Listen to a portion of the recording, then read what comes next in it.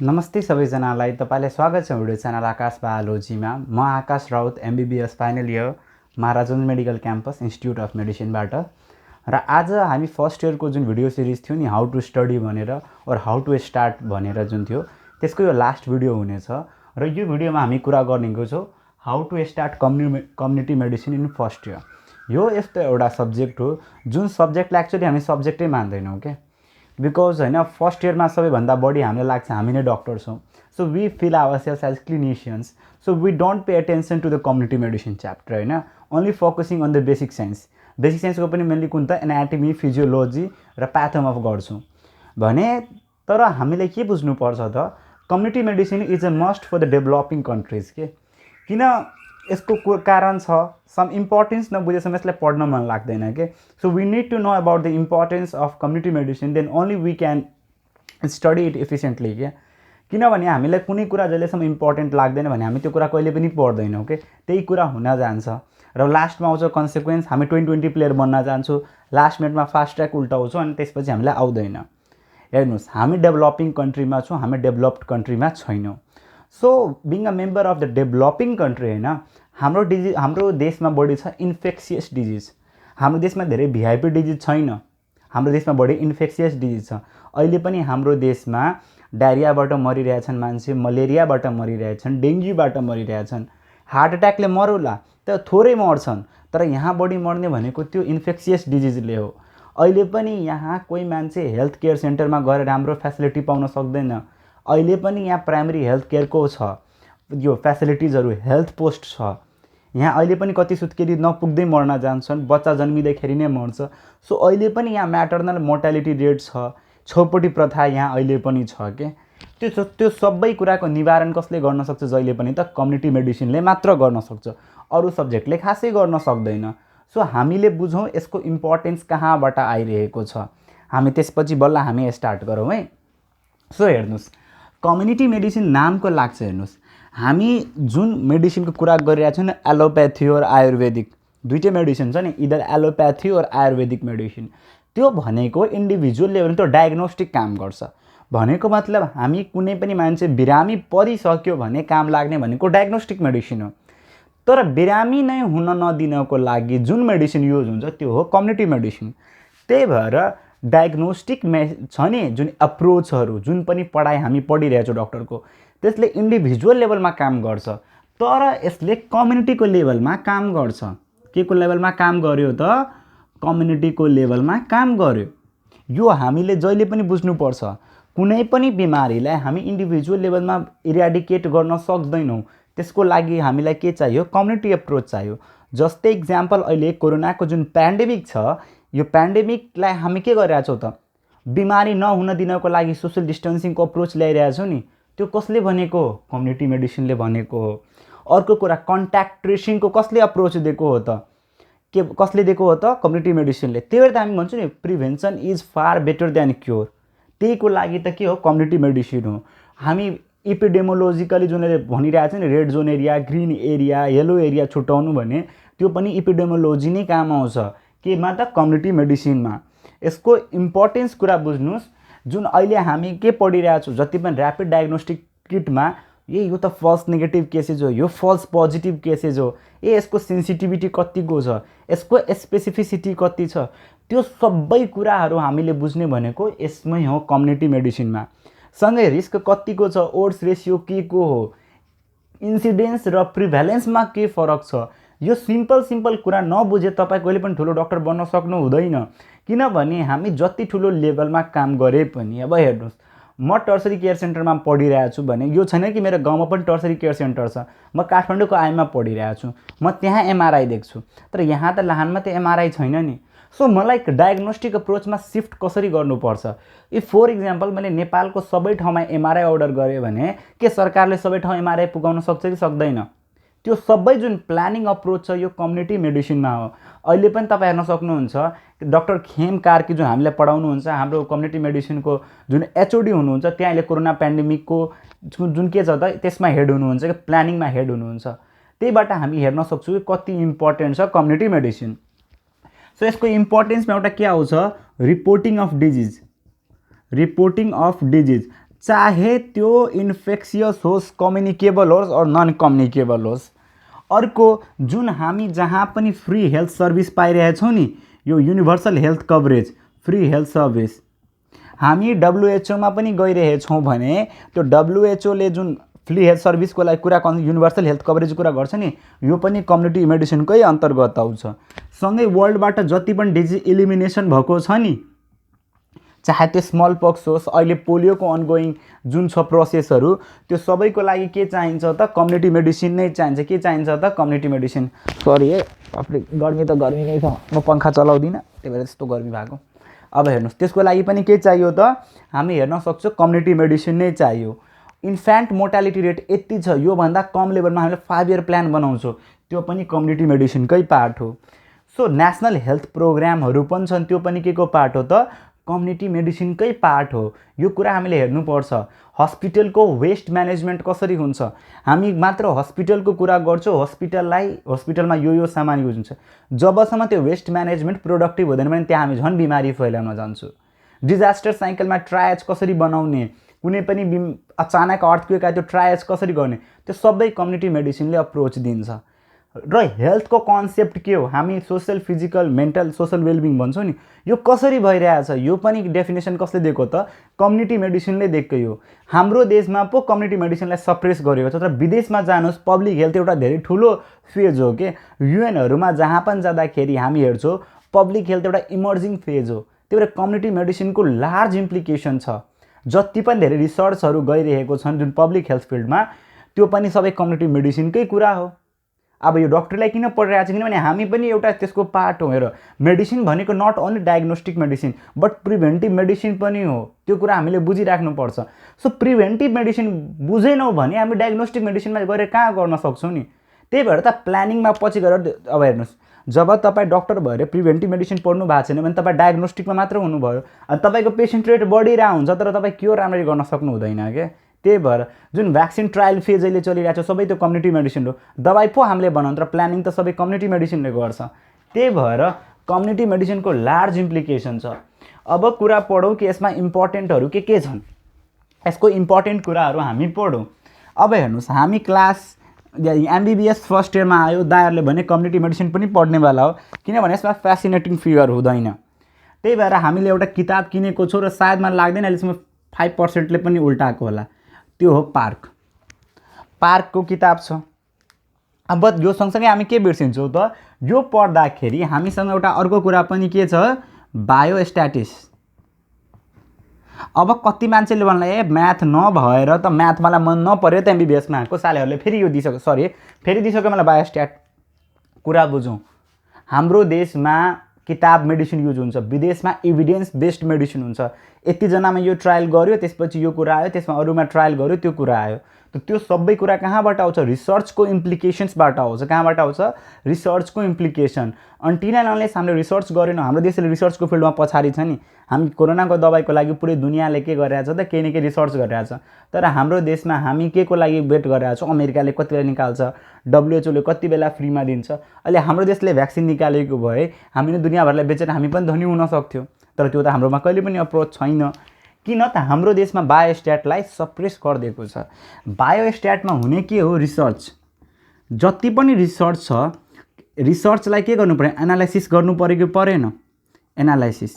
यसको लागि के चाहिन्छ त? काय स्क्वायर टेस्टहरू, धेरैको जेड टेस्ट, टी टेस्ट के हो, स्याम्पल कसरी निकाल्ने, कुनै पनि स्याम्पल सर्वे कसरी, सेन्सस कसरी हुन्छ, यो सबै बायोस्ट्याटको कुरा हो। रिसर्च इम्प्लिकेसन मात्र होइन, क्लिनिकल ट्रायल कसरी गर्ने, क्लिनिकल ट्रायलको प्लानिङहरू सबै कसले गर्छ त? बायोस्ट्याटले गर्छ। बुझ्नुभयो? सो हामीसँग एउटा पार्क छ भने एउटा बायोस्ट्याट छ। बायोस्ट्याटको लागि राम्रो किताब भनेको बीके महाजन छ। क्लियर? बीके महाजन। अर्को एसचन्द पब्लिकेसनको पनि इन्डियन पनि छ, तर मेरो हिसाबले तपाईँ बीके महाजन लिनु, यो किताब इनफ छ र एकदमै राम्रो पनि छ। अब हेर्नुहोस्, पार्क भनेको बुढो बाजेदेखि र अहिलेसम्म आइरहेको पढिरहेको किताब हो। यसको त एकदमै बढी त्यो छ, के भन्छ उसलाई, इम्पोर्टेन्स पनि छ, किनभने यो किताब एकदमै राम्रो लेखेको छ। अब कुरो आयो त्यसमा फोकस कुन च्याप्टर गर्ने र अप्रोच कसरी गर्ने। हेर्नुहोस्, तपाईँहरू के च्याप्टर बिगार्नुहुन्छ? तपाईँहरू करिकुलम हेर्नु हुँदैन। फर्स्टमा हामीले करिकुलम हेर्ने हो, कुन कुन च्याप्टर इम्पोर्टेन्ट छ, र सेकेन्ड कुरा हामीले बुझ्नुपर्ने हो कि अहिले एमबीबीएस फर्स्ट इयरमा तपाईँलाई डिजिज बुझाउन लागि छैन। तपाईँ डिजिज डेभिडसनमा पढ्न सक्नुहुन्छ, ह्यारिसनमा छ, डिजिज त्योभन्दा राम्रो दिएको छ। तर तपाईँले के बुझ्न नसकेको हो त, मेरो कन्सेप्ट अफ हेल्थ के हो के, हाम्रो देशमा कन्सेप्ट अफ हेल्थलाई कसरी लिएको छ, हाम्रो देशमा त्यो कन्सेप्ट अफ हेल्थमा कुन कुन प्रोग्राम ल्याइएको छ, त्यो तपाईँलाई भन्न खोजेको छ। त्यही भएर डिजिज र हेल्दी कन्डिसनमा एउटा कम्युनिटी लेभलमा फरक के हो, तपाईँ कसरी अवेरनेस फैलाउन सक्नुहुन्छ भनेर त्यो कुरामा च्याप्टरमा ध्यान दिने। त फर्स्ट च्याप्टर जुनमा ध्यान दिने त्यो के हो, concept of health and disease, health and disease. र सँगसँगै अर्को च्याप्टर जुन एकदमै इम्पोर्टेन्ट छ त्यो हो प्रिन्सिपल अफ एपिडेमियोलोजी। अब हेर्नुहोस्, तपाईँलाई के थाहा होला, मान्छे भन्छ नि रिसर्च रिसर्च। मेरे भाइ रिसर्च बच्चाको खेल छैन। रिसर्च भनेको एउटा क्वालिटेटिभ हुन्छ, अर्को क्वान्टिटेटिभ हुन्छ। त्यसको भित्र पनि analytic, descriptive, cross sectional, case control studies, randomize control trial, यो के हो पहिला बुझ्ने यो कुराहरू। रिसर्च भनेर कतिजना हावाहुरीमा भयो भने दाइ म रिसर्च गर्दै, रिसर्च यसरी हुँदैन कि। मेरो आफै 3वटा मेरो अनगोइङ रिसर्च छ, त्यो पनि फर्स्ट लेभलको मेरो क्रस सेक्सनल रिसर्चहरू छन् के, हार्ड रिसर्चहरू छैन। सुरुमै हार्ड गर्न सकिँदिनँ। झन् मेरो केस रिपोर्टर पनि इन्टरनेसनल जर्नलमा एउटा पब्लिस भएको छ बीएमसीमा, अरू पनि म लेखिरहेको छु। सो यो यत्तिकै सानो कुरा होइन कि जुन रिसर्च भन्नुहुन्छ नि, त्यो जुन तपाईँले क्लिनिकलमा पनि रिसर्च गर्नुहुन्छ त्यसमा पनि के छ त, सीएमको मेन रोल छ। तपाईँले कसरी कन्सेन्ट लिनुपर्छ, कसरी सर्वे गर्नुपर्छ, कसरी स्याम्पल निकाल्नुपर्छ। एकैपल्ट करोडजनाको स्याम्पल निकाल्न सक्नुहुन्न र स्याम्पल कम पनि निकाल्नु। Sample should always be scientific के। त्यसको लागि पनि के चाहियो त, हामीले एउटा प्रोपर टेक्निक चाहियो। त्यो सबै कुरा बायोस्ट्याटमा हो। बायोस्ट्याटको 3वटा न्युमेरिकल लागि कहिले नपढ्नुहोस्। बायोस्ट्याट लङ लाइफ हो। तपाईँहरूलाई पछि गएर युएसएमएलई गर्नु छ भने त्यसमा बायोस्ट्याट र कम्युनिटी मेडिसिनको एकदम बढी इम्प्लिकेसन छ। Not only USMLE but also in PLAB के। त्यही भएर हामीलाई फिल्डहरू पठाइरहेको हुन्छ। कारण के छ, हामीले कम्युनिटी लेभलमा काम गर्नुहोस्। हामीले कम्युनिटी लेभलमा तिनीहरूलाई बुझाउन सक्यो। कम्युनिटी लेभलमा र हस्पिटल लेभलको दुवै कुरा फरक छ नि। हामी किताबमा पढेको कुरा र कम्युनिटीमा पढेको कुरा हुँदैन। बिकज होइन, किताबमा लेखेको हुन्छ सटिक कुरा लेखेको हुन्छ जुन कम्युनिटीमा एप्लाई गर्न सकिँदैन। किताबमा जेनरलाइज गरेको हुन्छ, त कम्युनिटीमा हामीलाई इन्डिभिजुअल लेभलमा डिल गर्नुपर्छ, अनि बल्ल कम्युनिटी बढ्छ। त्यही भएर इम्पोर्टेन्ट छ। यो 2टा च्याप्टर एकदम इम्पोर्टेन्ट छ, concept of health and principal of epidemiology. यो 2टा कुरा हामीले बुझिराख्नै पर्छ। यो 2टा कुरा हामीले बुझेनौँ भने काम छैन। क्लियर? मेरो आँखामा के पस्यो खै। त्यसपछि अर्को भनेको हामीले बुझ्नुपर्छ। त्यसपछि हो अर्को च्याप्टर इम्पोर्टेन्ट भनेको डेमोग्राफी एन्ड फ्यामिली प्लानिङ। यो च्याप्टर आदि भनेर भन्छ। फ्यामिली प्लानिङ त के पढ्नु, 12 मा पनि पढेको, क्लास 8 मा पनि पढेको। हेर्नुहोस्, अहिलेको फ्यामिली प्लानिङ भनेको तपाईँलाई कोही गाममा फर्स्ट इयरमा जानुभयो भने तपाईँलाई सिधै भनिदिन्छ, डाक्टर साहब अब भर्खर बिहे भयो कुनै पनि मान्छेको, होइन, भर्खर बिहे भयो, he wants to delay his first child के, मिन्स उसलाई कुनै न कुनै के कन्ट्रासेप्सन मिन्स चाहिन्छ।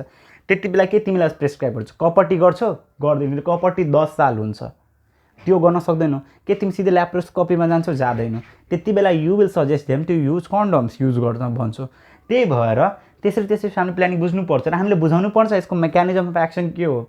कुनै मान्छे भन्दा लेडीले कपटी लायो, उसमा एकदम हेभी मेन्स्ट्रुअल ब्लिड भयो, या कपटी कति बेला लाउनु हुँदैन, कपटीले कति साल काम गर्छ, कपटीको फेलियर रेट कति हो। किनभने अहिलेसम्म कुनै पनि कन्ट्रासेप्सन 100% इफेक्टिभ हुँदैन। सो हामीले एउटा लेभलसम्म इफेक्टिभ मात्र चाहियो। त्यही भएर त्यो कतिको कम्प्याटिबल छ, कुनै पनि कन्ट्रासेप्सन के हुनु पऱ्यो, कम्प्याटिबल, कतिको रेट छ उसको, हरेक कुरा हामीले बुझ्नुपर्छ। सक्सेस रेट कति छ, त्यसको लागि पनि के चाहियो, डेमोग्राफी चाहियो र फ्यामिली प्लानिङ चाहियो। यो कुरा हामीले कहिले पनि ध्यान दिँदैनौँ। डेमोग्राफी पढ्दाखेरि जति बेला पनि सेन्ससहरू हामीले योभन्दा अगाडिको सेन्ससलाई डाउनलोड गर्ने, नेटमा फ्रीमा पाइन्छ। त्यसपछि हामीले यो कुरा पढ्दैनौँ, म्याटर्नल एन्ड चाइल्ड हेल्थ। यो कुरालाई हामी ध्यान दिँदैनौँ बिकज वी आर क्लिनिसियन्स, होइन।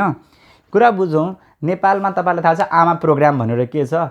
जति बेला पनि त्यो हेल्थ पोस्टमा जन्मिन्छ भने एउटा न्यानो झोला दिइन्छ, र त्यो न्यानो झोलामा के दिइन्छ त्यो कुरा तपाईँलाई थाहा छैन। जब तपाईँलाई थाहा छैन भने तपाईँ कसरी इक्जाममा भाइभामा डिल गर्न सक्नुहुन्छ, त्यो कुराहरू हामीले बुझ्नुपर्छ।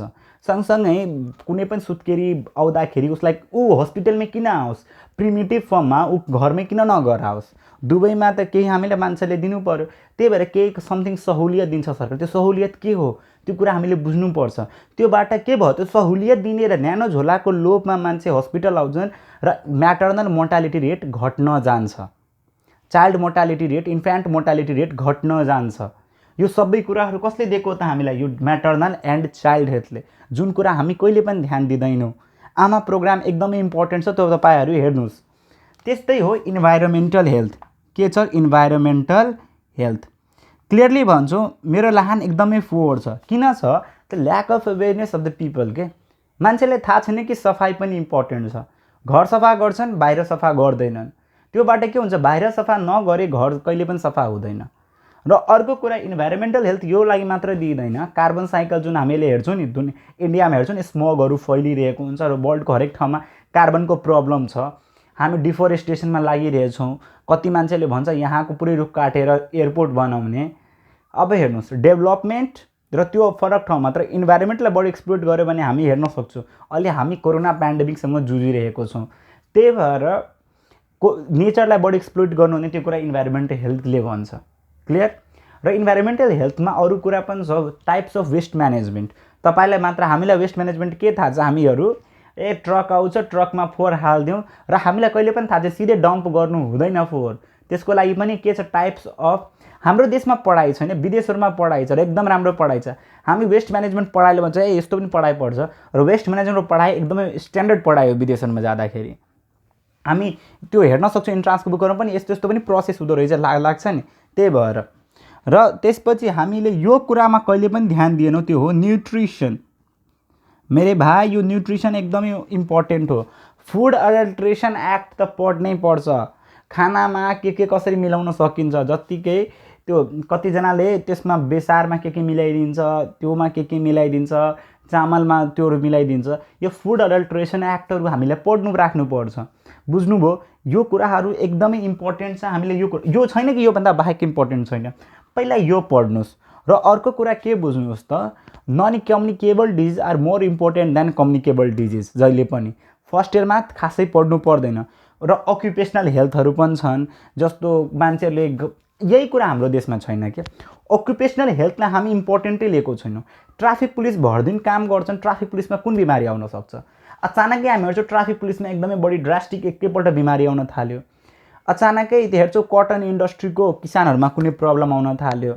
यो कसरी आउन थाल्यो? यसको हामी जुन ट्रेस गर्न जान्छौँ त्यति बेला पनि के चाहिन्छ? कम्युनिटी मेडिसिन चाहिन्छ। मैले भाइ बहिनीहरू एकदम गल्ती गरेँ, कम्युनिटी मेडिसिन राम्ररी पढिनँ फर्स्ट इयरमा। त्यही भएर र यो लाइफ लङ काम लाग्छ। फर्स्ट इयरको फिल्डमा गएर यत्तिकै नबस्नुहोस्, त्यहाँ तपाईँलाई हरेक कुरा सिकाउँछ। स्पेसली आइएममा हुनुहुन्छ नि, आइएममा धेरै कुरा सिक्न पाइन्छ। यसको इम्पोर्टेन्ट बुकहरू के छन् हेर्नुहोस् है, किनभने त्यही भएर जहिले पनि झगडा भइरहेको हुन्छ कम्युनिटी मेडिसिन र बेसिक साइन्सको, कि कम्युनिटी मेडिसिन राम्रो बेसिक। हेर्नुहोस्, दुवैको आफ्नो इम्पोर्टेन्स छ, एउटा भन्दा कम छैन के। दुवै आफूमा छन्, त्यही भएर त दुवै इन्टायरली सब्जेक्ट छन्। हामी दाज्न जान्छौँ, नर्स कम छ, डक्टर बढी छ, बिडिएस सानो छ, एमबिबिएस बढी, त्यस्तो केही पनि छैन। सबैको आफ्नो इम्पोर्टेन्स हो।